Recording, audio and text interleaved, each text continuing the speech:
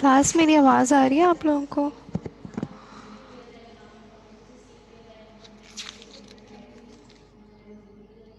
अस्सलाम वालेकुम क्लास, आवाज़ आ रही है? जी मैम।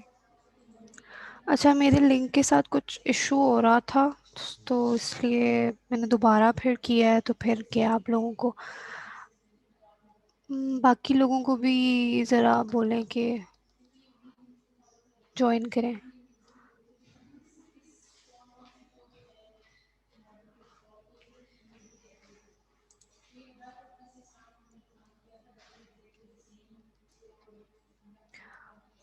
अच्छा, लास्ट लेक्चर में हमने क्या पढ़ा था, कौन बताएगा? Anyone willing to tell?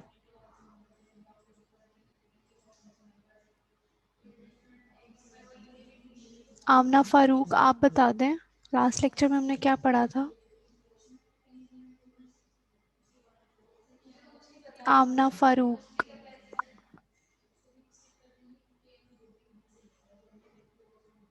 गायब हो गई हैं।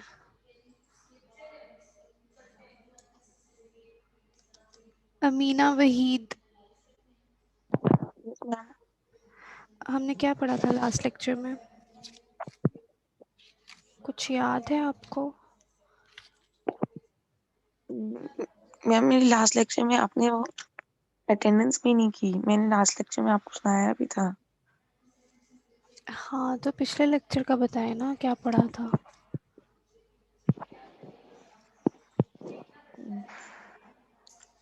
और कौन है यहाँ पे? बाकी लोगों को तो इनवाइट करें, उन्हें बोला ज्वाइन करें। शाहताज बाजवा, आप बताएं क्या पढ़ा था।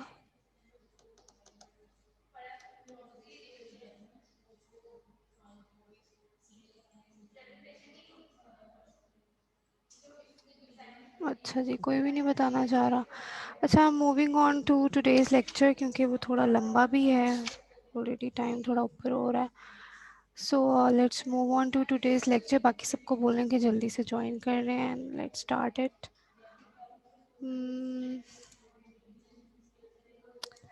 ओके जी, कोई इशू हो, कोई क्वेश्चन हो, you can tell me during the lecture via chat और at the end of the lecture.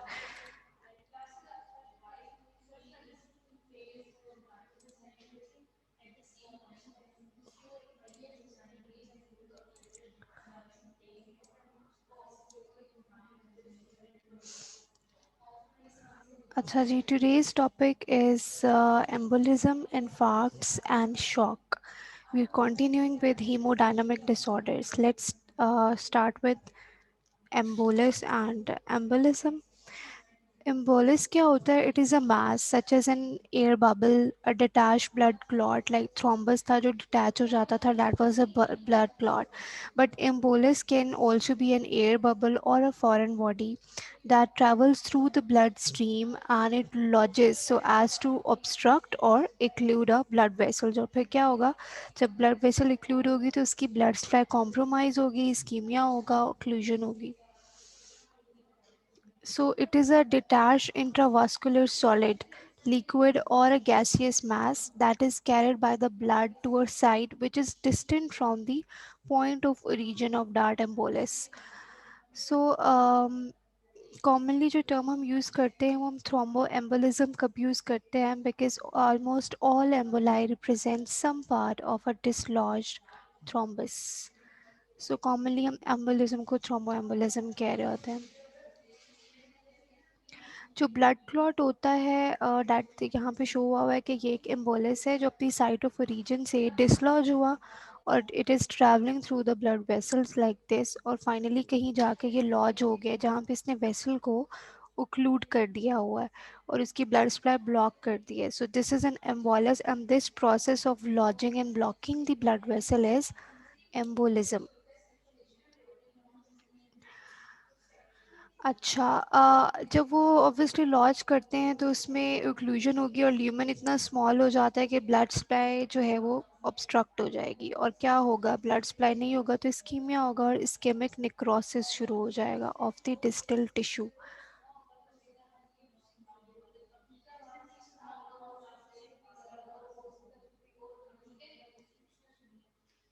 Thrombus जो होता है ना वो at the site of origin जहाँ पे वो बनेगा, ठीक है, वो वहीं रहेगा, it is not going to travel.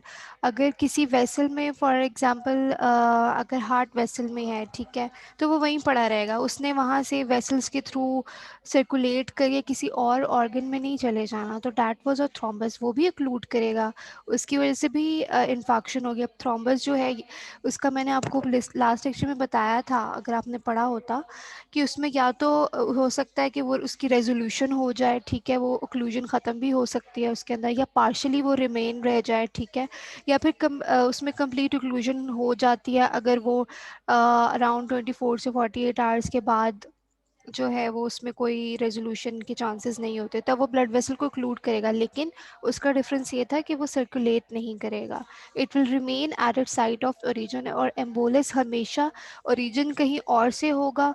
For example अगर एट्रिया है, वहाँ से इसका ओरिजिन, और या एट्रियल फिब्रिलेशन जो है वो एक डिजीज़ है जिसमें अब नॉर्मल रिदम्स होते हैं, उसमें जो है वो एक एम्बोलस बनता है, उस टाइम तो हम उसे कह सकते हैं कि वो एक थ्रोम्बस है, लेकिन फिर वो वहाँ से डिसलॉज होता है, वो एडहेरेंटली अटैच नहीं होगा वॉल के साथ। और थ्रोम्बस क्या होता था, वो एडहेरेंटली अटैच होता है। सो जब वो डिटैच होगा तो वहाँ से वो ट्रैवल करके लंग्स में जा सकता है और पल्मनरी वेसल की ऑब्स्ट्रक्शन और रिक्लूजन कर देगा। सो उसको हम पल्मनरी एम्बोलिज्म कह सकते हैं। ठीक है, सो इनमें ये डिफरेंस है दोनों में। So, depending on the site of origin, emboli may lodge in pulmonary or systemic circulation, ठीक है, pulmonary या systemic, systemic में क्या होगा, आपके बाकी सारे organs आ जाएंगे, liver है, kidney है।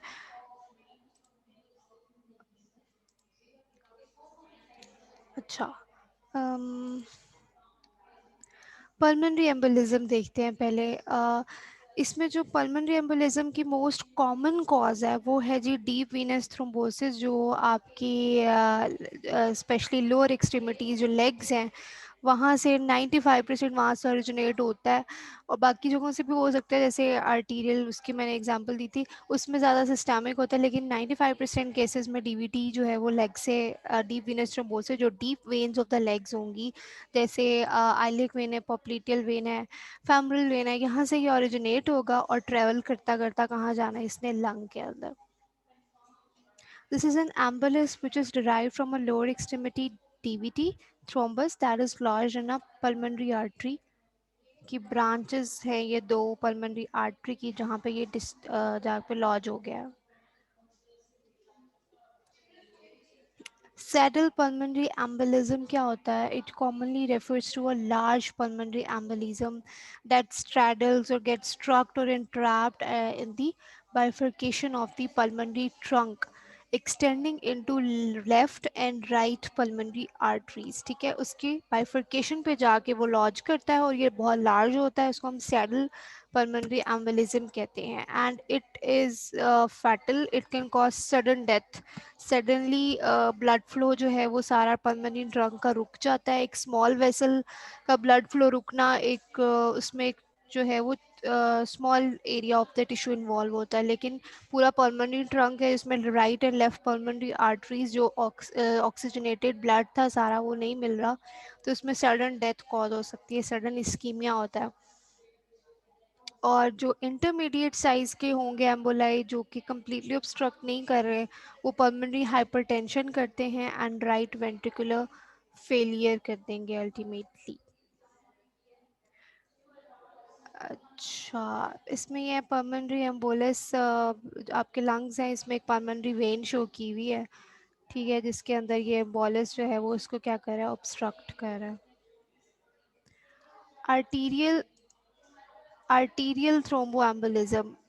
Mostly arterial emboli arise from intracardiac mural thrombi, right? Intracardiac mural thrombi वो होंगे जो किसी हार्ट चैम्बर से अराइज हो रहे हैं, एज इन एट्रिया या जो वेंट्रिकल से अराइज होते हैं वो म्यूरल थ्रोम्बाई होते हैं, that adheres to a wall of a heart chamber या फिर उसकी किसी मेजर आर्टरी में, कोरोनरी आर्टरी वगैरह में कहीं से अराइज होगा। Mural thrombi in left atrium are associated with mitral stenosis and atrial fibrillation। अब थ्रोम्बस बना है तो उसमें ऑब्वियसली कोई पैथोलॉजी थी तो बना है, तो जो लेफ्ट एट्रिया की वॉल के साथ अटैच थ्रोम्बस होता है वो कब बन रहा होता है? माइट्रल स्टेनोसिस में हो सकता है। माइट्रल वाल्व जो होता है वो लेफ्ट एट्रियम एट्रियम और वेंट्रिकल के दरमियान में एक वाल्व होता है, so it doesn't opens up properly and it blocks the blood flow into the left ventricle. सो जब ब्लड फ्लो स्टेसिस हो जाता है तो थ्रोम्बस फॉर्मेशन के चांसेस बढ़ जाते हैं। और लेफ्ट वेंट्रिकल, इसके अलावा एट्रियल फिब जो होती है इरेगुलर रैपिड एबनॉर्मल रिदम होता है हार्ट का इसमें। ठीक है, तो उसमें भी चांसेस होते हैं क्योंकि उसमें टर्बुलेंट ब्लड फ्लो हो जाता है और उसमें थ्रोम्बस बनने के चांसेस है। और जो लेफ्ट वेंट्रिकल में म्यूरल थ्रोम्बाई बनते हैं that is associated with myocardial infarction, ischemia and infarct बन जाते हैं muscle tissue of the heart के अंदर, और वो हम इन्फॉक्शन डिटेल में देखेंगे अभी इस टॉपिक के बाद। सो ये थ्रोम्बा है और जब इन्होंने डिसलॉज होना है, ठीक है, अगर तो ये डायरेक्टली अटैच रहते हैं सो वो वहीं रहेगा, लेकिन मोस्टली ये एम्बोलिज्म कॉज करते हैं जो आपके आर्टीरियल और वेंट्रिकल म्यूरल थ्रोम्बाई होते हैं।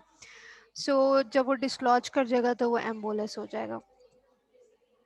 Thrombi at the junction of internal and external carotid artery cause brain infarction। जो ये दोनों आर्टरीज होती हैं इंटरनल एक्सटर्नल, ये आपके ब्रेन फेस और नेक एरिया को सप्लाई कर रही होती हैं। सो अगर वहाँ पे एक बहुत बड़ा थ्रोम्बस होगा ऑब्वियसली जो दोनों को ओक्लूड कर रहा है, सो उससे क्या होगा जी, ब्रेन इन्फॉक्शन हो जाएगी, इसका ब्लड सप्लाई रुक जाएगा और सेल डेथ शुरू हो जाएगी। इन्फॉक्शन को भी हम आगे देखेंगे डिटेल में। अब इसमें डिफरेंट साइट्स हैं ये थ्रोम्बाई की बताई हुई हैं कि जहाँ वो एक्चुअली ओरिजिनेट हो रहा है। ठीक है, जहाँ पे जो साइट ऑफ ओरिजिन है उसमें वो क्या क्या कॉज करेगा, जाहिर है डिफरेंट वेसल्स हैं डिफरेंट ऑर्गन्स को सप्लाई कर रही हैं तो उन्हीं को ही डैमेज करेंगी। So if the thrombi are present in the middle cerebral artery तो वो सेरेब्रम को सप्लाई कर रही होती है, तो उससे क्या होगा, सेरेब्रल इन्फार्क्शन हो जाएगी। ठीक है, blood supply is completely lost to that area. और अगर थ्रोम्बाई प्रेजेंट है जी मेजेंटेरिक आर्टरी में, it leads to the hemorrhagic infarction of intestines. ठीक है, mesenteric arteries superior inferior supply कर रही है आपकी इंटेस्टाइन्स को, and mesenteric artery is a branch of abdominal aorta. ठीक है, तो जब वो नहीं होगा उसमें हेमरेजिक इन्फॉक्शन क्या होती है वो भी हम आगे डिटेल में मैं आपको बताऊंगी विद एग्जांपल। बस ये देख लें कि हेमरेजिक के अंदर आरबीसी कंसंट्रेशन ज़्यादा होती है इसलिए हम उसे हेमरेजिक कह रहे होते हैं। अच्छा, अब अगर रीनल आर्टरी के अंदर थ्रोम्बस प्रेजेंट है तो उसमें एक वेज शेप्ड इन्फॉक्शन होती है जिसको हम वाइट इन्फार्क्ट कहते हैं। ये this is a wedge shaped infarct of the renal cortex. Renal artery भी एब्डोमिनल एओर्टा की ब्रांच है।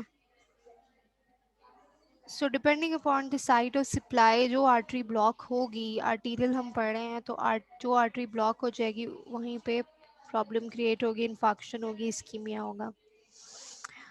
There is a term paradoxical emboli, passage of a clot or a thrombus from a vein to an artery, that is paradoxical। vein में था लेकिन चला गया है artery के अंदर। when clots in the veins break off, that is they embolize, they travel first to the right side of the heart and normally then to the lungs where they lodge। ठीक है, जो veins होंगी वहाँ से क्योंकि right side of the heart में वो blood लेके जा रही होती हैं और फिर वहाँ से गुजरेंगी और फिर लंग्स में जाके लॉज हो जाएंगी। Lungs act as a filter to prevent the clots from entering the arterial circulation, क्योंकि आपकी आर्टीरियल सप्लाई किसको जानी है, पूरी बॉडी को, बाकी सारे ऑर्गन्स में जानी है। when there is a hole in the wall between the two upper chambers of the heart, that is atrial septal defect, पढ़ा होगा आपने एनाटमी में कि between the two atria एक opening होती है, ठीक है, which is a congenital defect। ठीक है, जब दोनों एट्रिया में सेप्टल डिफेक्ट प्रेजेंट होगा तो क्या होगा, क्लॉट क्रॉस करेगा from the right side of the heart to the left side of the heart and then pass into the arteries, क्योंकि left side of the heart ने सारी systemic arteries को में ब्लड लेके जाना होता है और वहाँ से डिफरेंट ऑर्गन्स में चला जाएगा। सो यहाँ पे क्या हुआ कि वीनस ब्लड के अंदर क्लॉट था और वो क्रॉस कर गया राइट साइड से, राइट साइड के अंदर प्रेजेंट था वो लेफ्ट पे चला गया। और लेफ्ट से कहाँ गया, into the arteries, so basically from veins to arteries. This is known as paradoxical embolism. Okay, moving on to fat and marrow embolism. Marrow as in bone marrow की बात हो रही है. Microscopic fat globules जो होते हैं, अच्छा होता यह है कि जो आपके बोन मैरो या होती है उसके अंदर फैट प्रेजेंट होती है. ठीक है, जब कोई फ्रैक्चर होता है आफ्टर ट्रॉमा, ठीक है, और एन एक्सीडेंट वट एवर, वहाँ से क्या होगा कि फैट ग्लोब्यूल्स जो हैं वो ट्रैवल करते हैं from the bone marrow to the pulmonary vasculature, और वहाँ पे क्या होगा, पल्मनरी एम्बोलिज्म कॉज कर देंगे. But these are, this is a fat embolism. ना तो ये एयर है और ना ही ये थ्रोम्बस है या ब्लड क्लॉट नहीं है. या फिर रियरली हो सकता है अगर सॉफ्ट टिश्यू ट्रॉमा या बर्न्स हो जाते हैं, जो कि रेयर है कि उसमें फैट हो. मोस्टली मोस्टली यही होता है कि जब लॉन्ग बोन्स का फ्रैक्चर होता है, लाइक टिबिया का फ्रैक्चर है, तो उस पर रिस्क होता है कि वो पल्मनरी एम्बोलिज्म कॉज करेगा. Emboli may lodge in the lungs, brain, kidney and other organs, और अगर इसके सिम्टम्स अपीयर हों तो उसमें पल्मनरी डिस्ट्रेस होगा. ठीक है, हम देखते हैं आगे टिकिपनिया डिस्निया वगैरह. क्यूटेनियस पिटिक्याए बनेंगे जो हमने पढ़े थे कि उसमें जो ब्लड पैचेस बनते हैं. न्यूरोलॉजिकल प्रॉब्लम्स क्या होंगे हम देखते हैं आगे. Fat embolism syndrome is the term applied to minority of the patients who become symptomatic. ठीक है, फैट एम्बोलिज्म में मोस्टली पेशेंट एसिम्टोमेटिक रहते हैं. ठीक है, लेकिन अगर अगर सिम्टोमेटिक हो जाएं या एम्बोलस बहुत बड़ा था और उसको सिम्टम्स आ जाते हैं, ठीक है, कंप्लीट ओक्लूजन हो जाती है वेसल की, so it can result in a fat embolism syndrome. जिसमें पल्मनरी इंसफिशिएंसी होगी, न्यूरोलॉजिकल सिम्टम्स होंगे, anaemia, thrombocytopenia. It is fatal in 5 to 15% of the patient. अब ये डिटेल है उसकी कि इंजरी के 1 to 3 days के बाद क्या होगा. फैट एम्बोलिज्म हो चुका हुआ है, ठीक है, अब क्या होगा, सडन ऑनसेट ऑफ टिकिपनिया. टिकिपनिया कहते हैं एबनॉर्मली रैपिड ब्रीदिंग को, तेज तेज सांस लेने को. ठीक है, एंड डिस्निया में शॉर्टनेस ऑफ ब्रेथ होगी, डिफिकल्टी इन ब्रीदिंग होगी, टेकिकार्डिया होगा, इंक्रीज हार्ट रेट होगा, इरिटेबिलिटी होगी, रेस्टलेसनेस होगी, और that these are the neurological symptoms. और वो क्या हो गए, प्रोग्रेस कर सकते हैं टू डिलीरियम और कॉमा. डिलीरियम में क्या होता है कि पेशेंट मेंटली कंफ्यूज होता है, इमोशनल डिस्टर्बेंस होती है, including difficulty in thinking, difficulty to memorize, to sleep और टू पे अटेंशन. तो ये सारे उसको न्यूरोलॉजिकल सिम्टम्स भी आना शुरू हो जाएंगे. ठीक है, उसके बाद थ्रोम्बोसाइटोपिनिया क्यों हो रहा होता है, कि होता ही है कि जो फैट ग्लोब्यूल्स होते हैं उसके साथ जाके प्लेटेड एडिशन हो जाती है, जिसका मतलब ब्लड से प्लेटलेट्स जो है वो फैट ग्लोब्यूल्स के साथ एडेयर कर रही हैं, एंड थ्रोम्बोसाइटोपिनिया होगा, that is decrease level of platelets in the blood. और स्प्लैनिक स्क्वेस्टुरेशन क्या होती है कि प्लेटलेट्स जाके सारी स्प्लीन के पास चले जाए. नॉर्मली स्प्लीन क्या करता है, वो RBCs that are of no use या जो ओल्ड आरबीसीज होते हैं उनको स्क्वेस्टुरेशन करेगा, वहाँ पे वो क्यूमुलेट होते हैं स्प्लीन में और उनकी डिस्ट्रक्शन हो जाती है.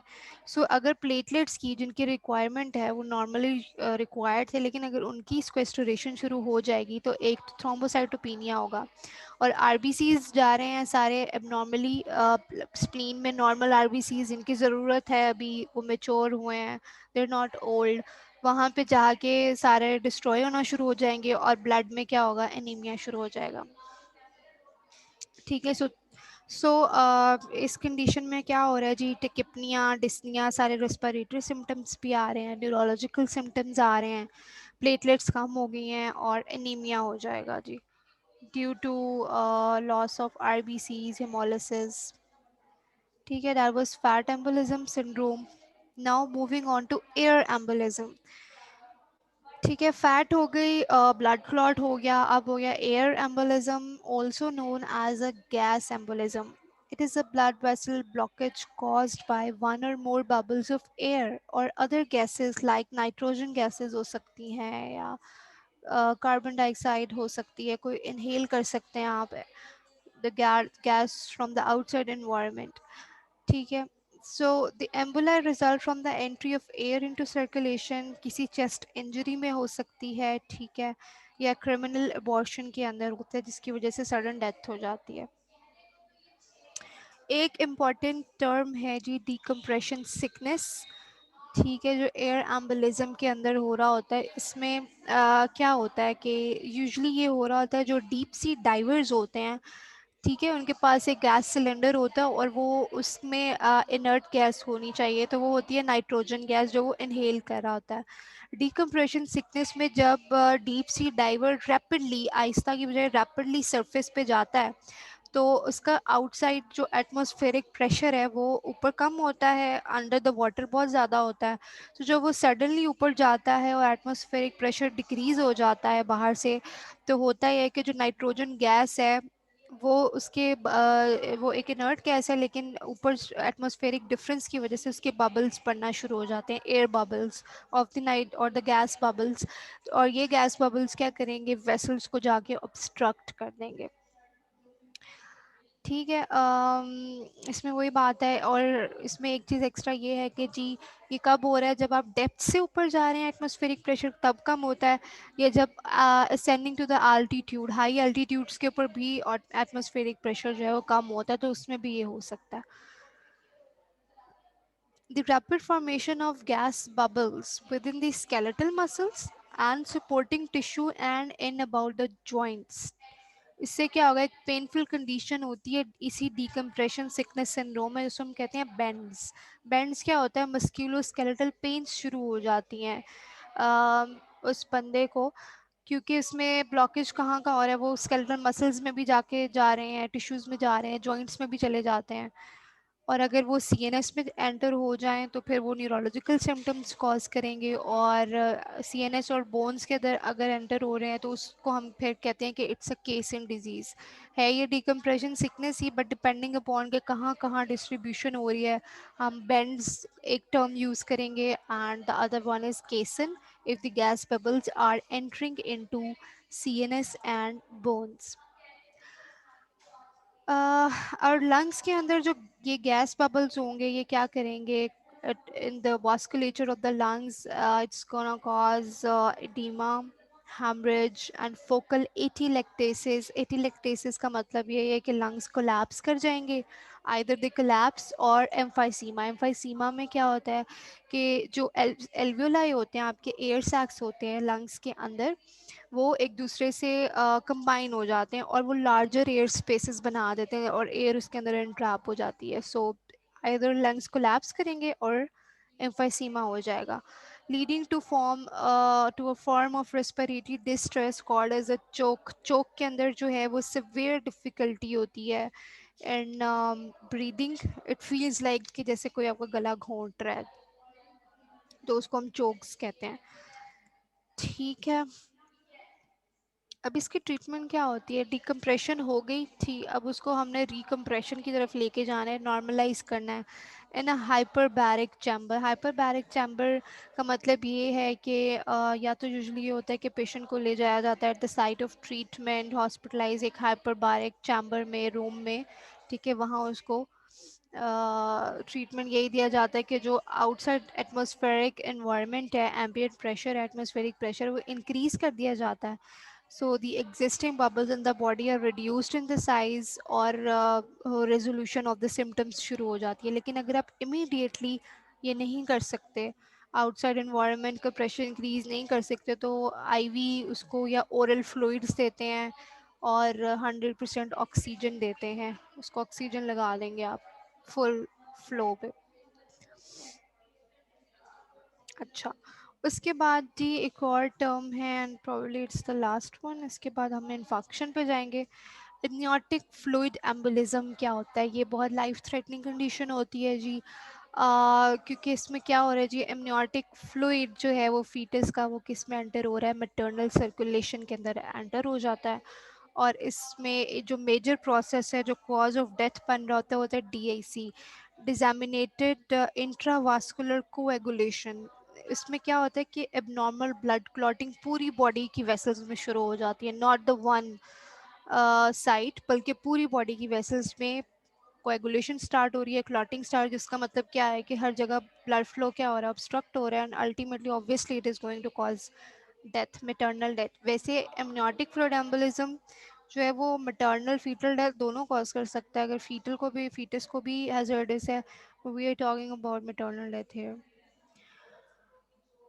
सो अंडरलाइन कॉज क्या है कि एमनियोटिक फ्लूइड कैसे एंटर हो गया या फीटल टिश्यू कैसे एंटर हो गया मैटरनल सर्कुलेशन में? Either there was a tear in the placental membrane or rupture of the uterine vessels that were connecting the um, mother with the fetus. Classical findings at autopsy after death, जब postmortem किया जाए तो autopsy पे आपको क्या नज़र आ रहा होता है? जो मैटरनल, इसमें ये दिखाया जा रहा है कि जो हम मैटरनल ऑटोप्सी कर रहे हैं इसमें पल्मोनरी माइक्रोवास्कुलेचर आप ऑब्जर्व कर रहे हैं, स्क्वेमस सेल्स मिलेंगे जो फीटस की स्किन से शेड ऑफ हुए हुए होते हैं। लैनिगो हेयर जो होते हैं बहुत ही थिन से हेयर होते हैं जो फीटस की स्किन के ऊपर होते हैं, ठीक है, very thin and soft hair. Fat from vernix caseosa, vernix caseosa क्या होता है? इट इज़ अ वैक्सी और cheesy like white substance that forms the coating of the skin of the newborn. तो that cheesy material will be present, वो fat की form में होगा। और म्यूसिन जो है वो डिराइव कहाँ से होता है? फीटल जीआईटी से हो सकता है या रेस्पिरेटरी ट्रैक्ट से। सो ये सारी चीज़ें आपको ऑटोप्सी पे नज़र आएंगी विच शोज़ कि एमनियोटिक फ्लूइड और फीटल टिश्यू जो है वो एंटर हो गया था मदर के अंदर। बोन मैरो एम्बोलस इसमें शो किया हुआ है कि जी दिस इज हिमेटोपोइटिक मैरो, और ये जो लोब्यूल्स से नज़र आ रहे हैं, these are the these clear spaces are marrow fat cells, bone marrow के अंदर जो फैट सेल्स प्रेजेंट होते हैं and attach to a thrombus, ठीक है। एमनियोटिक फ्लूइड एम्बोलाई के अंदर ये जो नज़र आ रही हैं, these are two small pulmonary arterioles, और इसमें swirls of the fetal squamous cells पड़े हुए हैं इसके अंदर, और जो सराउंडिंग लंग है that is edematous. These are two unusual types of emboli, common नहीं है एमनियोटिक और जो आपका फैट का होता है, that is not common as compare to the जो ब्लड क्लॉट होता है और एयर एम्बोलिज्म होता है। अच्छा जी, एम्बोलिज्म तो हो गया ख़त्म। Now we are moving on to infarction. Infarct is an area of ischemic necrosis caused by occlusion of the vascular supply to the affected tissue, ठीक है। मोस्ट कॉमन कॉज क्या है जी? आर्टीरियल थ्रोम्बोसिस और arterial embolism, ठीक है। जिसने जाके clued करना है, क्लूड करके ब्लड सप्लाई नहीं आ रहा है, इस्केमिक नेक्रोसिस शुरू हो गया, जिसको हम इन्फेक्शन कह रहे होते हैं। आर्टीरियल थ्रोम्बोसिस और एम्बोलाई के अलावा अदर अनकॉमन कॉजेज़ क्या हो सकती हैं टिश्यू इन्फार्क्शन की? वेसल ट्विस्टिंग हो सकती है। टेस्टिकुलर टॉर्जन एक कंडीशन है जिसमें ट्विस्टिंग ऑफ दी टेस्टिकल्स होती है, साथ वेसल भी ट्विस्ट हो जाती है तो ब्लड सप्लाई रुक जाती है। या बॉवल वॉल्वुलस के अंदर भी यही होता है कि ट्विस्टिंग हो जाती है इंटेस्टाइन्स की, तो उसमें भी वेसल जो है वो भी ट्विस्ट हो जाएगी, ब्लड सप्लाई रुक जाएगा प्रेशर की वजह से, ट्विस्टिंग की वजह से। ट्रोमेटिक वास्कुलर रप्चर भी वेरी लेस कॉमनली हो सकता है, लेकिन अगर बहुत बड़ी कोई इंजरी हो गई है। Entrapment in the hernia, for example in male scrotal hernia होता है। हर्निया क्या होता है? स्क्रोटम में स्वेलिंग होती है और जो आपकी बॉवल होती है, इंटेस्टाइन का पार्ट होता है, वो उसके अंदर जो है ना एब्डोमेन से इनटू दैट सैक एंटर हो जाता है due to the weakness of the abdominal wall. अब अगर बॉवल का कुछ पार्ट साथ जा रहा है इनटू द स्क्रोटम, जो स्वेलिंग हो गई है उसके अंदर साथ वेसल भी होंगी, मेजेंटेरिक होंगी, तो वो भी इंटरैप्ट हो जाएंगी उसके अंदर और उसका इस्कीमिया हो जाता है। और जब अक्सर ये होता है कि सर्जरी में जब हर्निया की सर्जरीज होती हैं, जब उसको ओपन अप करते हैं, अगर वो बहुत लंबा अरसा हो गया तो वो बिल्कुल ब्लैक हो जाती है क्योंकि वो इन्फाक्ट हो गया हुआ होता है उसमें। ठीक है जी। अच्छा जी, दो टाइप्स के इन्फाक्ट हैं, रेड और वाइट इन्फाक्ट। अब रेड इन्फाक्ट्स क्या होते हैं, किन में होते हैं, क्यों होते हैं? Let's see. Red infarcts are also known as hemorrhagic infarct. आप लोगों को समझ आ रही है? कोई क्वेश्चन है तो पूछ लें, लेक्चर थोड़ा लंबा है इसलिए मैं आपको कोशिश तो मैं कर रही हूँ आप लोग को समझ आए। अच्छा, तो कोई क्वेश्चन है? अच्छा, रेड इन्फार्क्ट्स जो होते हैं वो किस में हो सकते हैं? वीनस ओक्लूजन के अंदर हो सकते हैं, ओवेरियन टॉर्जन, जैसे टेस्टिकुलर इसी तरह ओवरीज में टॉर्जन अगर हो जाए तो इसमें वीनस ओक्लूजन हो जाती है, क्योंकि वीनस ब्लड जो है वो होता है ज़्यादा। इन लूज टिश्यूज़ क्या होगा, फॉर एग्जांपल लंग्स के अंदर blood can collect in the infected zones. Loose tissue में ब्लड की कलेक्शन हो सके, उसमें हमने ब्लड का देखना है, क्योंकि रेडनेस क्यों हो रही होती है, आरबीसी ज़्यादा होते हैं जिसमें ब्लड लीकेज कर सकता है, ब्लड कलेक्ट कर सकता है, तो इसलिए हम उसको रेड इन्फार्क्ट्स कह रहे होते हैं। या फिर उन टिश्यूज़ में हो सकते हैं जिनकी डुअल सर्कुलेशंस होती हैं, जैसे लंग्स हैं। लंग्स के अंदर जो है वो पल्मनरी सप्लाई भी है। डुअल का मतलब ही यही है कि उसकी पल्मनरी सप्लाई भी है और उसकी सिस्टेमिक। कुछ टिश्यूज़ होते हैं जिसमें सिर्फ ऑक्सीजनेटेड ब्लड आ रहा होता है, उसमें डीऑक्सीजनेटेड नहीं मिल रहा होता है, वो हम आगे देखते हैं, वो वाइट इन्फार्क्ट्स में होता है। ठीक है, सो डुअल सर्कुलेशंस वाले टिश्यूज़ हैं जी, जैसे लंग्स हैं, या स्मॉल इंटेस्टाइन्स में आपके पास क्या होती है, सीलियक ट्रंक होता है, एब्डोमिनल एओर्टा से सुपीरियर इंफीरियर मेजेंटेरिक आर्टरीज आ जाती हैं। ठीक है, और या फिर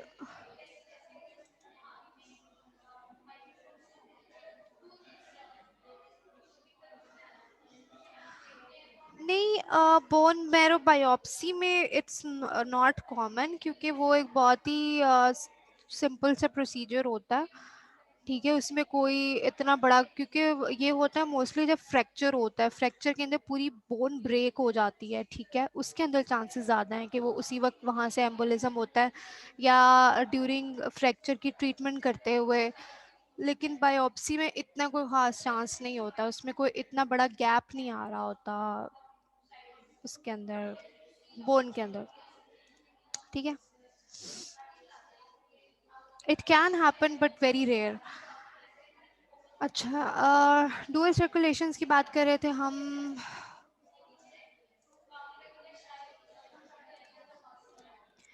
सो जिन ऑर्गन्स की डुअल सर्कुलेशन है वहाँ पे ये हो सकता है। Inadequate perfusion by collateral arterial supplies is typical.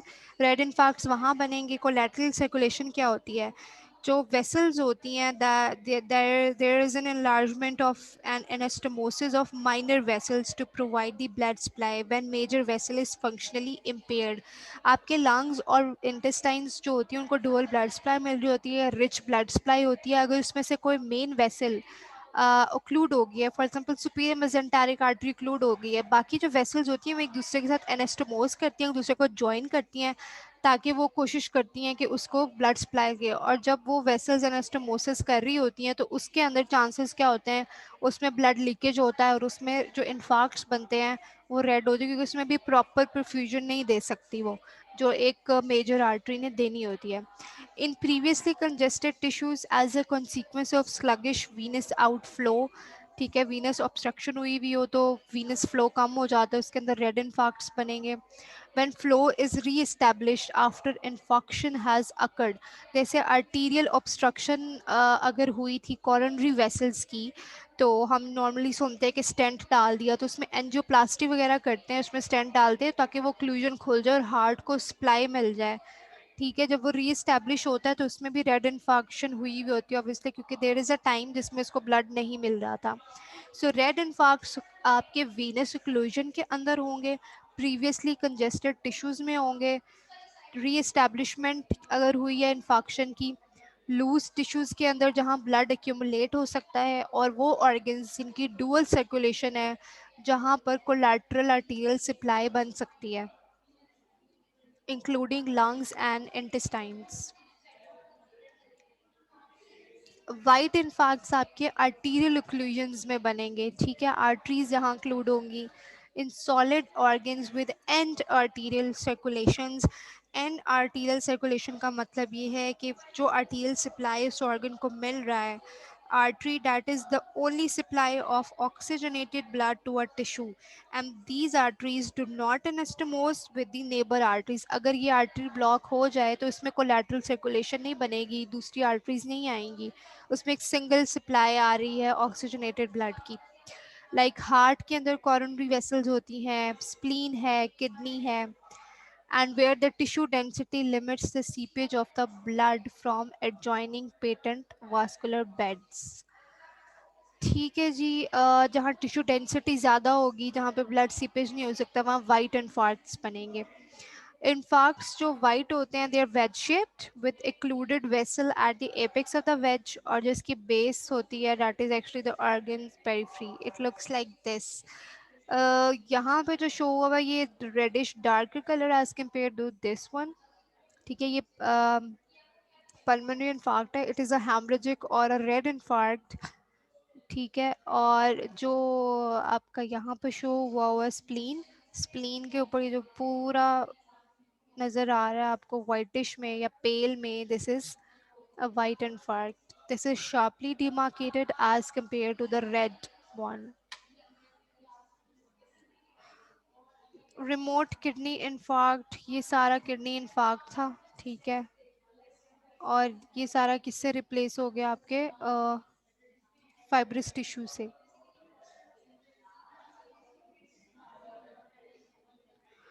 अब मैं तो इस वक्त कैंपस में बैठी हुई हूँ, जो नेट इन लोगों ने हमें दिया है वही यूज़ हो रहा है. घर पे तो मैं दे नहीं रही. सो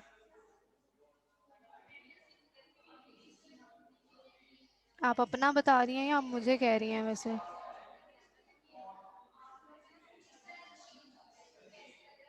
मुबीना, मेरी आवाज़ आपको नहीं आ रही या आपके नेट का इशू है?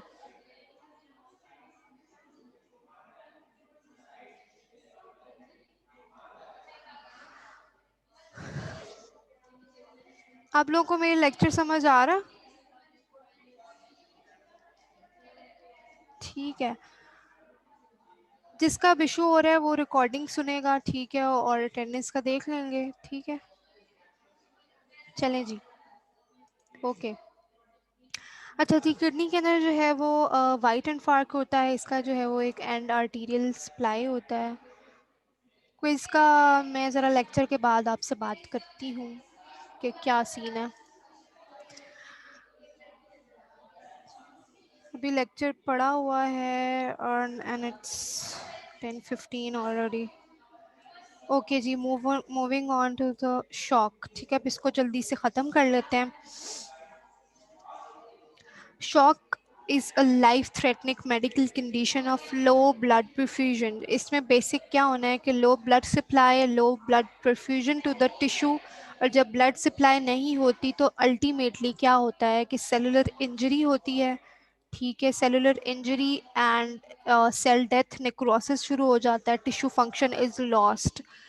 So that is a shock. So in simple words, we can say that shock is a life-threatening condition that occurs when the body is not getting enough blood flow. So that is the definition of shock. There are 5 different types of shock. Cardiogenic shock, shock क्यों होगा? Due to heart problem, ये भी एक common है. Hypovolaemic shock is very common, जिसमें blood volume बहुत कम हो जाता है. जब ब्लड वॉल्यूम लॉस ज़्यादा हो जाएगा. Anaphylactic shock is caused bye allergic reactions. Septic shock भी कॉमन है ड्यू टू इन्फेक्शंस, किसी इन्फेक्शन की वजह से हो सकता है, लाइक कोई बैक्टीरिया है वो ब्लड के अंदर ब्लड स्ट्रीम में एंटर हो गया. Neurogenic shock that is caused by damage to the nervous system. Tissue deterioration is the end result of the circulatory shock, whatever the cause. अब वो कार्डियोजेनिक हो, न्यूरोजेनिक हो, सेप्टिक हो, जो भी हो, उसमें सर्कुलेटरी शॉक होता है. आपका पूरा सर्कुलेटरी सिस्टम जो है वो कॉम्प्रोमाइज़ होता है. और जब सर्कुलेटरी सिस्टम शॉक में चला जाता है तो it will result in the death of the patient. Impaired tissue perfusion occurs when an imbalance develops between cellular oxygen supply and the cellular oxygen demand. जितनी उसको चाहिए उतनी उसको मिल नहीं रही है. सो जब impaired tissue perfusion होगी तो उसे acute circulatory failure या shock syndrome एक ही बात है. पैथोफिजियोलॉजी क्या हो रही है? जो शॉक में क्या होता है, जब ब्लड सप्लाई नहीं मिलती है टिश्यूज़ को, तो ऑक्सीजन नहीं मिल रही है. ऑक्सीजन नहीं मिल रही तो वो सेल क्या करेगा? एरोबिक से एनारोबिक मेटाबॉलिज्म की तरफ शिफ्ट कर जाएगा. जब एनारोबिक मेटाबॉलिज्म होता है, इसका एंड प्रोडक्ट होता है लैक्टिक एसिड प्रोडक्शन होती है. लैक्टिक एसिडोसिस हो जाता है बेसिकली. ठीक है, and it will result in ceasing of the cell function. Cell की स्वेलिंग शुरू हो जाएगी, वही जो हमने नेक्रोसिस में स्टार्ट में चीज़ें पढ़ी थी कि सेल नेक्रोसिस होता है, सेल स्वेल करता है, परमेबिलिटी इंक्रीज हो जाती है, इलेक्ट्रोलाइट्स और फ्लूइड्स जो है वो they are seeping in and out of the cell, sodium potassium pump impaired, mitochondria की स्वेलिंग होती है, डैमेज होता है, प्रोटीन सिंथेसिस ख़त्म हो जाएगा, रुक जाएगा और सेल डेथ हो जाएगी। तो सारा नेक्रोसिस वाला प्रोसेस शुरू हो जाता है जब एनारोबिक मेटाबॉलिज्म है कंटिन्यू कर रहा है, ऑक्सीजन नहीं मिल रही, लैक्टिक एसिड सारी एक्यूमुलेट हो रहा है। सो इसके आगे सारा नेक्रोसिस जो है वो आप रिवाइज कर लें कि उसमें क्या क्या होता था। अब इसकी कॉज क्या हो सकती है? Cause can be gram negative, most commonly bacteria like E coli है, स्यूडोमोनास एयरगिनोजा, क्लेमिडिया, ये हम अपनी माइक्रो के लेक्चर्स में पढ़ेंगे। और ग्राम पॉजिटिव बैक्टीरिया भी हो सकते हैं, including staphylococci, streptococci, pneumococci etcetera. Fungi और वायरसेस हो सकते हैं। और ये भी हो सकता है कि ऑर्गेनिजम्स की जो सेल वॉल्स हैं जिसमें एंडोटॉक्सिन्स होते हैं, ठीक है, जो कि लाइपोपॉलीसेक्राइड और प्रोटीन का कॉम्बिनेशन होता है। एंडोटॉक्सिन्स जो होंगे वो ब्लड में जब जाए एंटर हो जाएगा, उनकी इवन स्मॉल अमाउंट भी बहुत ज़्यादा ख़तरनाक होती है, लीथल होती है। इसमें इन्फ्लेमेटरी मीडिएटर्स रिलीज़ होते हैं और पूरी बॉडी जो है वो एक सिस्टमिक, जिसको हम कह रहे हैं सिस्टमिक का मतलब है पूरी बॉडी एक इन्फ्लेमेटरी रिस्पॉन्स देना शुरू कर देती है। इसी की वजह से पेशेंट शॉक में जा रहा होता है। और इसमें और क्या होगा, इन्फ्लेमेटरी रिस्पॉन्स हो रहा है, सिस्टमिक वेजोडाइलेशन होती है, पम्बिलिटी इंक्रीज हो जाती है। और सारा क्या होगा जी, ऑल्टरेशन होगी सारी पेरिफेरल सिस्टमिक सर्कुलेशन में, मैसिव डायलेशन हो रही है। This is happening in the shock. उसके बाद इसकी कॉम्पनसेशन होनी है, कॉम्पनसेशन में वेजो कंस्ट्रिक्शन होती है क्योंकि बहुत ज़्यादा मैसिवली वेजो डायलेशन हो गई है शॉक के अंदर। वो अब कॉम्पनसेशन में आपने आगे हम देखते हैं कि कॉम्पनसेशन में हो क्या क्या रहा होता है। So that is an overview कि पैथोफिजियोलॉजी में इम्यून या इन्फ्लेमेटरी रिस्पॉन्स आएगा, ठीक है, जब माइक्रो ऑर्गेनिज्म एंटर हो जाएगा बॉडी के अंदर। और बेसिकली जब वो ब्लड में एंटर होगा, मीडिएटर्स रिलीज होंगे और क्या क्या होना शुरू हो जाएगा, activation of the complement system, coagulation pathway, fibrinolytic factors, platelet, neutro, क्योंकि इन्फ्लेमेशन हो रही है सारी, न्यूट्रोफिल, मैक्रोफेजेस, सब कुछ आएगा। एंडोथीलियल सेल डैमेज होगा, ऑक्सीजन है नहीं ऑलरेडी, ऑर्गन डिसफंक्शन हो जाएगा, ठीक है। जब इसमें एक्सेसिव कोएगुलेशन हो रही है, पूरी बॉडी इन्फ्लेमेटरी रिस्पॉन्सेज देना शुरू हो गई है और प्लेटलेट्स, न्यूट्रोफिल, मैक्रोफेजेस, ये सब कुछ आ गया जो एंडोथेलियल इंजरी करवा रहा है। So it will result in the organ, इसमें मल्टीपल ऑर्गन फेलियर हो सकता है। अब कंपनसेशन कैसे होती है? अब बॉडी ऑब्वियसली इतना कुछ हो रहा है, बॉडी ने कंपनसेट करना है। इसमें डिफरेंट रिस्पॉन्सेज होते हैं, न्यूरो हार्मोनल हो सकता है, हार्मोनल रिस्पॉन्सेज सारे एक्टिवेट हो जाते हैं। न्यूरो हार्मोनल जो रिस्पॉन्स होता है that is stimulated by baroreceptors. Baroreceptors क्या होते हैं? ये मैकेनो रिसेप्टर्स होते हैं which are located in the carotid sinus and aortic arch के अंदर पड़े हुए होते हैं। और ये रिस्पॉन्ड करते हैं जब वेसल का जो प्रेशर है, ब्लड प्रेशर चेंजेस आते हैं, लाइक वेजोडाइलेशन हुई थी तो इसका मतलब ब्लड प्रेशर कम हो गया था उसका। तो ये क्या करेगा, heart rate as in heart beat को ज़्यादा करवा देगा, हार्ट की कंट्रैक्टिलिटी को इंक्रीज करवाएगा। वेजो कंस्ट्रिक्शन कम, इसमें आगे लिखा हुआ है आफ्टर लोड और प्री लोड को, ये ज़्यादा, ये होता क्या है प्री लोड और आफ्टर लोड, उसको थोड़ा सा देख लें। जो प्री लोड होता है ना, that is actually the initial stretching of the cardiomyocytes। जब वेंट्रिकल्स फिल होने होते हैं, फिल कैसे होने हैं, एट्रिया से वेंट्रिकल के अंदर ब्लड ने एंटर होना होता है, तो उस फिलिंग से पहले क्या होता है, ड्यूरिंग द फिलिंग कॉन्ट्रैक्शन होती है कार्डियोमायोसाइट्स की, जो आपके मसल्स हैं हार्ट के। उस कॉन्ट्रैक्शन से पहले एक फेज होता है स्ट्रेचिंग का, पहले स्ट्रेचिंग होती है फिर कॉन्ट्रैक्शन होती है। उस स्ट्रेचिंग को एक्चुअली आप कह रहे हैं कि दिस इज प्री लोड। तो वो जब स्ट्रेचिंग ज़्यादा होगी कार्डियोमायोसाइट्स की तो कंट्रैक्शन भी ज़्यादा होगी, ठीक है। और आफ्टर लोड क्या होता है? आफ्टर लोड का मतलब है द फोर्स और the load, actually that is a force against which the heart has to contract to eject the blood. जब वेंट्रिकुलर इजेक्शन होगी, ठीक है, तो आगे कोई रेजिस्टेंस है। फॉर एग्जांपल अगर वेजो कंस्ट्रिक्शन हुई हुई है आगे एओर्टा की वेजो कंस्ट्रिक्शन है और हार्ट ने जो है वो पंप करना है उस वेसल के अगेंस्ट ब्लड को। वेजो कंस्ट्रिक्शन का मतलब ये होगा, अगर एओर्टा की वेजो कंस्ट्रिक्शन है तो ब्लड प्रेशर ज़्यादा हो गया, ठीक है, और हार्ट को और ज़्यादा फोर्स लगानी पड़ रही है कि वो ब्लड को उसके अंदर एओर्टा में ले जाए, from the ventricle to the aorta, ठीक है। So that is an afterload. अगर वेजो डायलेशन हो जाती तो इसका मतलब है आफ्टर लोड कम हो गया, उसको इतनी फोर्स नहीं लगानी पड़ेगी, उसको इतनी रेजिस्टेंस नहीं मिल रही, ठीक है। सो यहाँ पे वेजो कंस्ट्रिक्शन होगी, आफ्टर लोड इंक्रीज होगा and increase pre load. In case of neurohormonal response, that is via baroreceptors, and baroreceptors क्या होते हैं, that are present in your carotid sinuses के अंदर present होते हैं and aortic arch में होते हैं, and they respond to blood pressure changes. उसके बाद है हार्मोनल क्या रिस्पॉन्स आएगा इस सारी प्रॉब्लम के अंदर जी। रेनिन एंजियोटेंसिन सिस्टम एक्टिवेट हो जाता है क्योंकि ब्लड सप्लाई तो हमारी कॉम्प्रोमाइज़ होगी, तो रीनल परफ्यूजन कम हुई, जब रीनल परफ्यूजन कम होगी प्रेशर कम हो जाएगा वेसल्स का, तो एंड रेनिन रिलीज होगा। रेनिन क्या करेगा, एंजियोटेंसिन को एक्टिवेट करेगा, एंजियोटेंसिन 1 एंजियोटेंसिन 2 में कन्वर्ट हो जाएगा and there is potent vasoconstriction ताकि ब्लड प्रेशर को वो ऊपर ले जाए। और साथ में क्या होता है, एंजियोटेंसिन 2 क्या करता है, एल्डोस्टेरॉन रिलीज कराता है एड्रीनल कॉर्टेक्स से। एल्डोस्टेरॉन का काम क्या होता है, सोडियम एंड वाटर रिटेंशन कराना, क्योंकि परफ्यूजन कम हो गई थी, ब्लड वॉल्यूम कम हो गया था, ब्लड सप्लाई नहीं थी, सोडियम वाटर रिटेंशन होगी, ब्लड वेसल का वॉल्यूम ज़्यादा होगा and there is increase intravascular volume. So this is how the body is trying to compensate. ये आप एक दफ़ा रीड करेंगे तो आपको ये समझ आ जाएगी।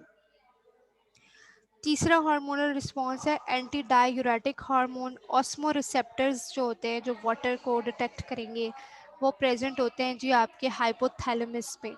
अब जब जो है वो आर्टियल सप्लाई नहीं है जी वेसल्स के अंदर, उसने बीपी कम हो गया, उसने ब्लड प्रेशर को ज़्यादा कराना है, तो ऑस्मो रिसेप्टर स्टिमुलेट हुए, उसने एंटी डायूरेटिक हार्मोन रिलीज कराया जो आपके पड़ा होता है जी पोस्टीरियर पिट्यूटरी ग्लैंड के अंदर। वो वेजोप्रेसर इफेक्ट देता है। वेजोप्रेसर क्या होता है, that is the effect to increase the blood pressure, क्योंकि इसने रीनल टिब्यूल्स पे, एडीएच रीनल टिब्यूल्स पे एक्ट करता है और वाटर की जो है वो वाटर को रिटेन करवाता है। सो वाटर ज़्यादा होगा, ब्लड प्रेशर, ब्लड वॉल्यूम ज़्यादा होगा वेसल्स के अंदर, इंट्रावास्कुलर वॉल्यूम इंक्रीज होगा और ये कोशिश करेगा कि ब्लड प्रेशर को ऊपर ले जाए। उसके बाद है एड्रीनल कॉर्टेक्स क्या करेगी, एड्रीनल कॉर्टेक्स ये करेगी कि मेटाबॉलिक नीड्स अब बॉडी की ज़्यादा हो गई हैं क्योंकि इन्फ्लेमेटरी रिस्पॉन्सेज आ रहे थे सारे, ठीक है, उसको और ज़्यादा काम करना है। तो एंटीरियर पिट्यूटरी एसीटीएच रिलीज़ करेगा which is your Adreno corticotropic hormone, जो एड्रीनल कॉर्टेक्स को स्टिमुलेट करता है कि वो ग्लूकोकॉर्टिकॉइड्स रिलीज़ करे। ग्लूकोकॉर्टिकॉइड्स आपके वो हार्मोन्स होते हैं जो ब्लड शुगर को, ग्लूकोज को इंक्रीज़ करते हैं, क्योंकि मेटाबॉलिक डिमांड सारी इंक्रीज़ हो गई हैं, एक्टिव प्रोसेसेस चल रहे हैं बॉडी के अंदर। सो ये सारे थे जी कॉम्पनसेटरी, जिसमें हमने न्यूरो हार्मोनल बेरोरिसेप्टर का रोल पढ़ा, हमने पढ़ा है कि एंजियोटेंसिन रेनिन क्या करेगा, एडीएच रिलीज़ हो जाएगा, और अभी हमने ये पढ़ा कि एसीटीएच रिलीज़ होगा। ठीक है, ये सारा एक ओवरव्यू था, मेनली जो कंपनसेशन हो रही होती है। लेकिन अगर ये कंपनसेशन ना हो, फेलियर ऑफ कंपनसेटरी रिस्पॉन्स से क्या होगा, ब्लड फ्लो हम ज़्यादा करने की कोशिश कर रही थी, बॉडी ब्लड फ्लो नहीं ज़्यादा हुआ, टिश्यू में क्या हुआ, सेलुलर हाइपोक्सिया हुआ, एनारोबिक मेटाबॉलिज्म हुआ, लैक्टिक एसिडोसिस हुआ, cell swelling, mitochondrial disruption, necrosis हो गया, सेल डेथ हो गई, बॉडी कंपनसेट नहीं कर सकी, लो परफ्यूजन स्टेट परसिस्ट करे, तो जब सेल डेथ हो जाती है, पूरी बॉडी इन्वॉल्व हुई हुई है या कोई ऑर्गन फेलियर इन्वॉल्व हो गया, ऑर्गन फेलियर ही होगा ना जब सेल डेथ हो जाएगी, तो पेशेंट क्या होगा, the patient will die ultimately. ठीक है जी, सर्कुलेटरी शॉक में दिस इज़ एन ओवरव्यू कि जब आर्टीरियल हाइपोटेंशन होती है, तो जब ब्लड प्रेशर कम होता है, तो जो पल्स आप ले रहे होते हैं ना, radial pulse, brachial, carotid pulse जो होगी वो आपकी वीक होती है, लेकिन आप पेशेंट जो होता है वो टेकीकार्डिया में होता है। टेकीकार्डिया मतलब हार्ट बीट उसकी ज़्यादा हुई हुई होगी। The science of tissue hypoperfusion, hypoperfusion के क्या साइंस होंगे? एक पेशेंट अगर आपके पास है और वो शॉक में चला गया है, तो आपको उसमें क्या नज़र आ रहा होगा? वो कैसे पता चलेगा शॉक में? ऑल्टर्ड मेंटल स्टेट होगी, ठीक है, आप उससे बात करें वो आपको जवाब नहीं देगा। मोटल्ड जो है वो रेडिश टू ब्लू स्किन, और जो शॉक का पेशेंट होता है उसके हाथ पाँव स्पेशली बहुत ज़्यादा ठंडे हो जाते हैं, कोल्ड क्लैमी स्किन होती है और वो ब्लूइश होनी शुरू हो जाती है, उसकी फिंगर्स और टोज़ पहले ब्लू होते हैं। ओलिग्यूरिया होता है उसको, ओलिग्यूरिया 2-3 दिनों से हो रहा होगा, ठीक है, आप उस जो भी उसके टेक केयर कर रहा होगा उससे पूछिएगा यूरिन नहीं आ रहा। एलिवेटेड ब्लड लैक्टेट होगा, लैक्टिक एसिडोसिस होता है, तो लैक्टिक एसिडोसिस से ब्रेथ से एसीटोन की स्मेल आ सकती है, तो ये सारे सिम्टम्स जो हैं वो आपको पेशेंट में नज़र आएंगे। ऑल्टर्ड मेंटल स्टेट होगी, ठीक है, अगर उसके कोल्ड क्लैमी हैंड्स है, टेकिकार्डिया हुआ हुआ है, हार्ट बीट ज़्यादा हो रही है लेकिन वीक पल्स आ रही है, और साथ ओलिग्यूरिया का भी उसने शिकायत की है, एसीटोन ब्रेथ अगर फील हो जाए तो ये सारे शॉक के सिम्टम्स हैं, जैसे सर्कुलेटरी शॉक। सिम्टम्स जो हैं इसमें क्या है कि hypovolaemic shock is characterised by internal और एक्सटर्नल फ्लूइड लॉस, क्योंकि डिफरेंट कॉजेज हो सकती है ना, अगर तो हाइपोवोलेमिक था शॉक, ठीक है, सर्कुलेटरी शॉक के डिफरेंट कॉजेज हैं, कार्डियोजेनिक हो सकता है, हाइपोवोलेमिक में फ्लूइड लॉस हुआ आइदर बर्न्स के बाद हो सकता है, उसमें बड़े चांसेस हैं, अगर एक्सेसिव वॉमिटिंग है, एक्सेसिव डायरिया है जिससे फ्लूइड बाहर जा रहा है बॉडी का, या एक्सेसिव जीआई ब्लीड के अंदर हो सकता है, वो इंटरनल ब्लीडिंग हो रही होती है। तो अल्टीमेटली क्या होगा कि जी जब सर्कुलेटरी शॉक होगा कार्डियक आउटपुट कम हो जाएगी, ठीक है, सेंट्रल वीनस प्रेशर कम होगा और हाइपोवोलेमिक सर्कुलेटरी शॉक। अच्छा जी, बस 5 मिनट में इंशाल्लाह लेक्चर ख़त्म। स्टेजेस ऑफ शॉक हैं जी, non progressive stage, progressive and irreversible. Non progressive stage क्या होती है? इसको हम कंपनसेटरी स्टेज कहेंगे, जिसके अंदर normal circulatory compensatory mechanism cause full recovery without help from the outside therapy, ठीक है। सो पहले तो बॉडी कंपनसेट करेगी, हो सकता है कि शॉक इतना ज़्यादा ना हो कि पेशेंट जो है वो नॉन प्रोग्रेसिव स्टेज में रहे और कंपनसेशन हो जाए, वो नॉर्मल हो जाए, ठीक है। उसके बाद आती है प्रोग्रेसिव, कि अगर आप उसको थेरेपी नहीं दे रहे तो वो अल्टीमेटली बॉडी के अंदर इतना नहीं है कि भी वो उसको कंपनसेट कर सके, ठीक है, उसकी कैपेसिटी से ज़्यादा हो गए हैं सिम्टम्स और प्रॉब्लम्स और शॉक में चला गया तो वो वर्सन हो जाएगा। सो अगर आप उसको थेरेपी पे नहीं रखते। इरिवर्सिबल स्टेज एक ऐसी स्टेज होती है जो अपनी फुल एक्सटेंट पे आ गई होती है, अब आप उसकी थेरेपी करते रहे जितनी मर्जी, उसने नहीं बचना, ठीक है, उसमें इरिवर्सिबल सेल डेथ हो चुकी है, नेक्रोसिस हो चुका है, ऑर्गन डिसफंक्शन की तरफ वो चला गया है, there is no way back.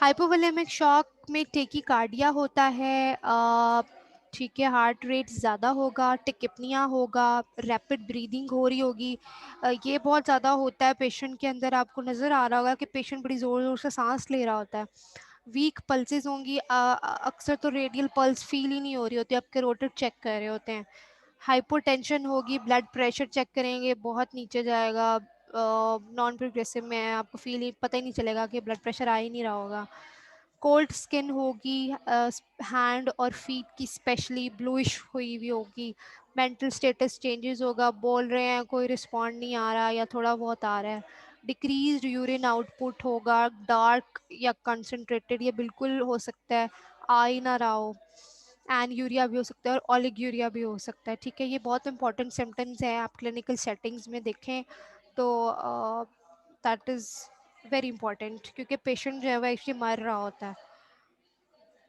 So you should know कि अगर ये सिम्टम्स आ रहे हैं तो पेशेंट शॉक में है और उसको फ्लूइड्स लगाना है या जो भी बाकी आगे उसकी ट्रीटमेंट है। अच्छा जी, हाइपरडायनामिक स्टेट, सेप्टिक शॉक क्या हो रहा था जो इन्फेक्शन से होता है, ठीक है, पैथोजेंस की वजह से होते हैं, इसमें भी जी दो स्टेजेस हैं, एक अर्ली हाइपरडायनामिक जिसको कंपनसेशन स्टेज कहेंगे, जिसमें कंपनसेटरी मैकेनिज्म्स चल रहे हैं, इसमें पिंक वार्म फ्लश स्किन होती है क्योंकि इसमें मैसिव वेजोडाइलेशन हुई हुई होती है, हार्ट रेट इंक्रीज है और टेकिपनिया हुआ हुआ है, डैट इज रैपिड ब्रीदिंग है। और जो लेट हाइपोडायनामिक स्टेट या डिकम्पनसेशन होगी अगली स्टेज, उसमें वेजो कंस्ट्रिक्शन होगी और ब्लड सप्लाई ऑब्वियसली वो नहीं है जी, वेजो कंस्ट्रिक्शन से और कम हो गया हुआ है, स्किन पेल होगी, कोल्ड होगी, टेकिकार्डिया होगा, ब्लड प्रेशर नीचे चला जाएगा और कार्डियक आउटपुट कम हो जाएगी। अच्छा जी, टाइप्स ऑफ शॉक हमने पढ़े, उसमें कुछ थोड़े बहुत इसमें एक आउटलाइन है कि जो कार्डियोजेनिक शॉक है वो हो रहा किस में हो सकता है, मायोकार्डियल इन्फाक्शन में हो सकता है, वेंट्रिकुलर रप्चर में, arrhythmia, cardiac tamponade, pulmonary embolism. Cardiac tamponade क्या होती है? Accumulation of fluid in the pericardial space. तो जब पेरिकार्डियल स्पेस में प्रेशर ज़्यादा होता है तो वेंट्रिकल जो होते हैं उनकी फिलिंग नहीं होती प्रॉपर्ली, क्योंकि बाहर से प्रेशर आ रहा है और it impairs the cardiac functions.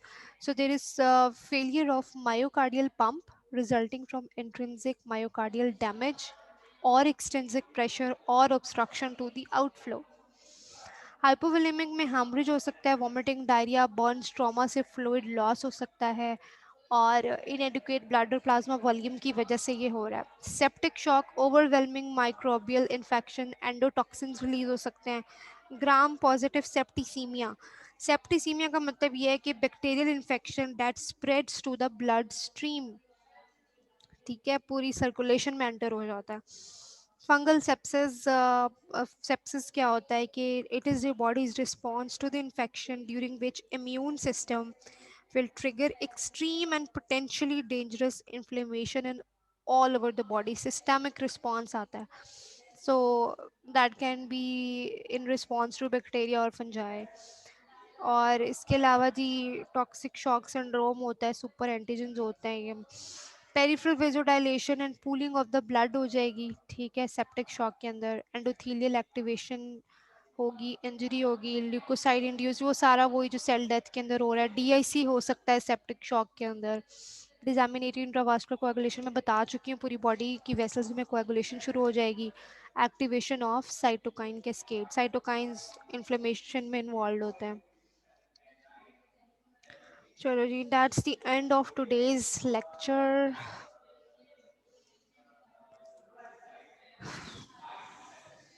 Okay, कोई क्वेश्चन है तो पूछ लें।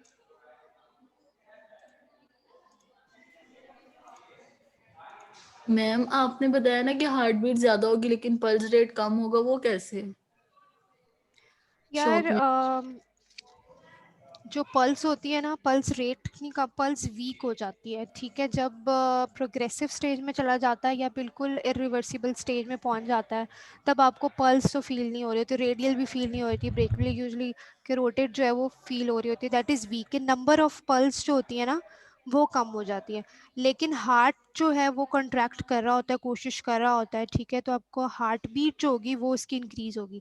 पहले जो पेशेंट आएगा ना, जो स्टार्ट होता है शॉक का, जिसमें बीपी लो होता है और उस वक्त आपको पल्स ज़्यादा फील होती है, ठीक है, जब आप रेडियल पल्स लेंगे तो टेकी में आपको वो फील होती है, लेकिन जैसे जैसे वो प्रोग्रेस करता जाता है पल्स वीक हो जाती है, लेकिन हार्ट बीट अगर आप हार्ट पे चेक करें तो हार्ट बीट विद स्टेथ करें तो वो आपको रैपिड नज़र आ फील हो रही होगी कि ज़्यादा है, तो वो ये डिफरेंस होता है। बट यूजली जब स्टार्ट में पेशेंट आता है ना हाइपोटेंशन के साथ, तो उसमें रेडियल पल्स बहुत ज़्यादा आ रही होती है, so it depends upon the stage. Okay ma'am. और कोई क्वेश्चन है? आप लोगों की जो अटेंडेंस है ना वो आज की मैं रिकॉर्डिंग पे मार्क करूँगी, क्योंकि टाइम बहुत ज़्यादा हो गया हुआ है। और जो आपका क्विज़ है मुझे तो ये बताया गया है, जो प्रॉबेबली आज कंफर्म हो जाएगा, कि आप लोगों के ऑनलाइन एग्ज़ाम्स नहीं होंगे, ठीक है। अब उसका क्या अल्टरनेटिव होता है ये मुझे भी नहीं पता, क्योंकि मुझे एलएमएस का इशू हो रहा था तो मैंने वही इशू बताया कि इसको स्टूडेंट्स को इनरोल करना है और ये वो, तो मुझे तो ये बताया गया है कि प्रॉबेबली ऑनलाइन आपके एग्ज़ाम्स नहीं होंगे, ऑनलाइन क्विज़ भी नहीं होगा। So till further notice quiz जो है डैट इज़ सस्पेंडेड। और अगर मुझे आज मेल आ जाती है, वो क्या है मुझे बताया तो ये गया है कि आज मीटिंग है, उसमें कंफर्म होगा कि किस तरह ये लोग अब प्रोसीड करेंगे, तो हमें भी बता दिया जाएगा। तो अब ये सारा सिनेरियो है, ठीक है। सो लेट्स सी कि क्या होता है आगे।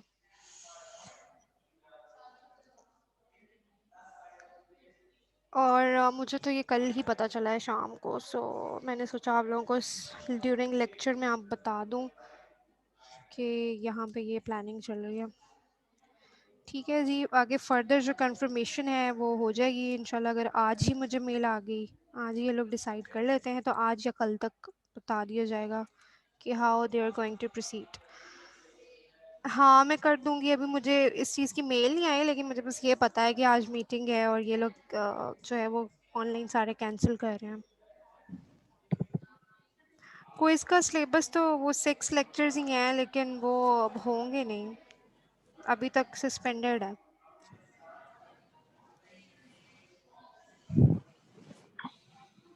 ऑन कैंपस तो हो ही नहीं रहा ना कुछ। गवर्नमेंट का नोटिस आ गया हुआ है कि अभी आप लोगों का 10th जनवरी तक तो सब कुछ आप लोगों के लिए तो बंद है। नहीं, क्विज सस्पेंडेड, ये बता रही हूँ मैं आपको। ये ऑनलाइन जो है वो एग्ज़ाम कैंसिल कर रहे हैं, एंड आई डोंट नो कि उसके बाद लेंगे या क्या करेंगे। जैसे नोटिस आएगा मैं आप लोगों को फॉरवर्ड कर दूंगी, आप लोगों को बता दूंगी।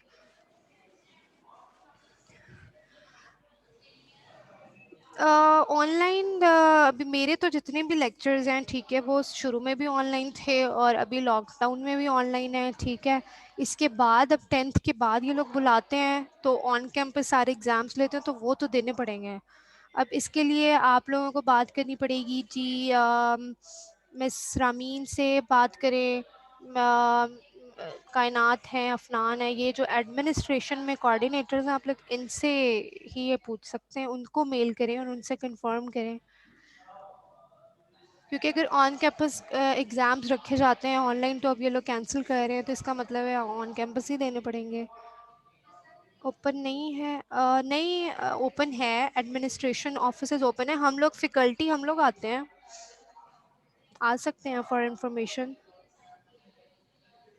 नहीं, क्विज़ जो है अभी फर्दर फ़िलहाल तो कैंसिल है टिल एनी फर्दर नोटिस, क्योंकि मुझे यही बताया गया कि अभी क्विज़ नहीं लेना आपने, या डिसाइड होना है मीटिंग में। क्योंकि मैं तो चाह रही थी कि लूँ, लेकिन लोगों मुझे तो यही बताया गया है कि जी अभी आप स्टूडेंट्स को बता दें कि अभी क्विज़ नहीं होगा। अगर आज ही ये लोग डिसाइड करते हैं, मुझे आज ही मेल आती है, तो मैं आप लोगों को मेल भेज दूँगी, ठीक है?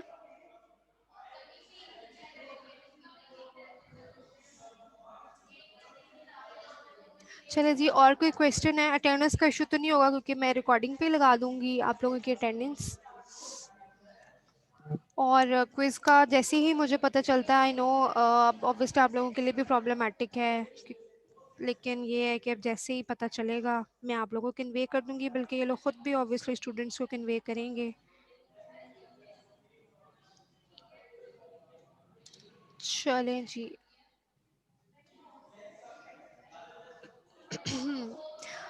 जिनकी कॉल ये इट्स नॉट अ कॉल, खैर जो भी नेट जो है वो डिस्कनेक्ट हो जाता है ना, वो रिकॉर्डिंग में आ जाता है, उसका आपको टेंशन लेने की ज़रूरत नहीं है। जी सरोज बताएं। अस्सलाम वालेकुम मैम। जी, मैम असल में ना मेरा इश्यू था कि मैंने ना बिहेवियरल ड्रॉप करके ये पैथोलॉजी ऐड की थी। तो आप तब थोड़ा ना थोड़ा सा ऊंचा बोलें। मैम असल में मेरा इश्यू ये था कि मैंने ना बिहेवियरल ड्रॉप करके ना ये पैथोलॉजी ऐड की थी। ठीक है अच्छा। ना? तो बिहेवियरल के जो लेक्चर थे तो उसकी टाइम टेबल में मुझे बिहेवियरल ही शो हो रहा था। मे बी शायद 2-4 दिनों बाद ही बिहेवियरल की ना एक्सेप्ट हुई थी रिक्वेस्ट मेरी। हम्म। तो इस बीच ना मुझे नहीं पता था, मैं यही समझ रहा था कि बस पैथोलॉजी मेरी ना नहीं ऐड हुई होनी। तो इस बीच ना आप के ना लेक्चर गुजर चुके थे, तो तकरीबन 8 लेक्चर हो चुके हैं। तो अब मैंने मुझे परसों ये पता है कि और भी काफ़ी लोगों का ये था जो लिस्ट में मेरे पास नहीं थे, वो बाद में आए और ऑब्वियसली उनके अटेंड। अब मुझे आपकी तरह और भी लोग यही कह रहे हैं कि हमें पता नहीं था, हमें बताया नहीं था, जी या जी जो भी रीज़न्स है। फिर आप जो इस तरह के बच्चे हैं उनकी फिर अटेंडेंस एंड पे फिर मैं मैम, देखूंगी, उसको कॉम्पनसेट वो कर मैंने दूंगी। सर अफनान से बात की थी कि मतलब ना अगर आप का अटेंडेंस की तरफ ना मतलब आप कर देना, तो उन्होंने कहा था कि अगर मैम कर दे तो हमें कोई इशू नहीं है, मतलब शॉर्ट अटेंडेंस अगर ना करें तो मतलब हमें कोई इशू नहीं है। सही है। जो जो नए एंटर होते हैं ऑब्वियसली वो तो मैं मैनुअली खुद ऐड करती हूँ, ठीक है, तो मुझे पता है जी। कि कौन कौन बाद में आया है, ठीक है। तो उनकी अटेंडेंस हम्म, का जब क्विज़ का या सॉरी एग्ज़ाम्स का टाइम आएगा आपका, तो वो जी। उसको कर लेंगे फिर, तब आप जो भी बच्चे हैं ना उसको कंपनसेशन कर दूंगी मैं। Okay ma'am, thank you. लेकिन और मैं ये जो आगे जी लेक्चर्स हैं ये आप लोगों ने लेने हैं। जी मैम ज़रूर। और मैम एलएमएस पे आपका बना हुआ है वो उधर एलएमएस?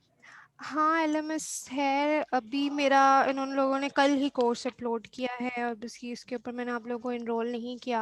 आज आज या कल इनरोल करूँगी, लेकिन क्विज़ वगैरह तो कुछ उस पे होना नहीं है, जी। तो वो मैं इनरोल लेकिन कर दूँगी। उस पे मैम ज़ूम रिकॉर्डिंग ज़रूर डाल दीजिएगा जब भी आप डालें अभी फर्स्ट लेक्चर फ़िलहाल पे। तो मैं मेल कर रही हूँ, ठीक है? मैंने ख़ुद भी अभी उसको नया जॉइन किया है, ठीक है? तो जी सारी मैम। चीज़ें मुझे भी नहीं पता, वो भी मैं अभी देख रही हूँ, तो जैसे ही मैनेज हो जी जाएगा। अभी फ़िलहाल ये होता है कि मैं मेल करती हूँ, तो आपका जी अगर आपका ये फर्स्ट लेक्चर है मेरे साथ, जी मैम, ये फर्स्ट लेक्चर है मेरा। आप मुझे अपनी आईडी बताएं ज़रा ये चैट में। जी सरोश पूरा नाम क्या है?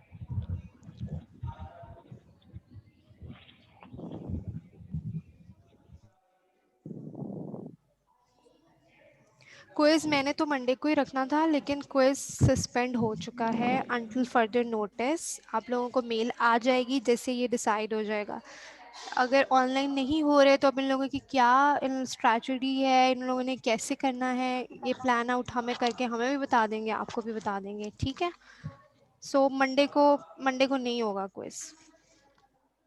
ओके अगर मैम। उसका कुछ और प्लान आता है, प्रोबेबली तो यही होगा क्योंकि मुझे तो यही इन्फॉर्मेशन दी गई है। कुछ और प्लान आता भी है तो वो फिर हम उसको दोबारा कर लेंगे क्योंकि मंडे इज़ वेरी नियर, ठीक है?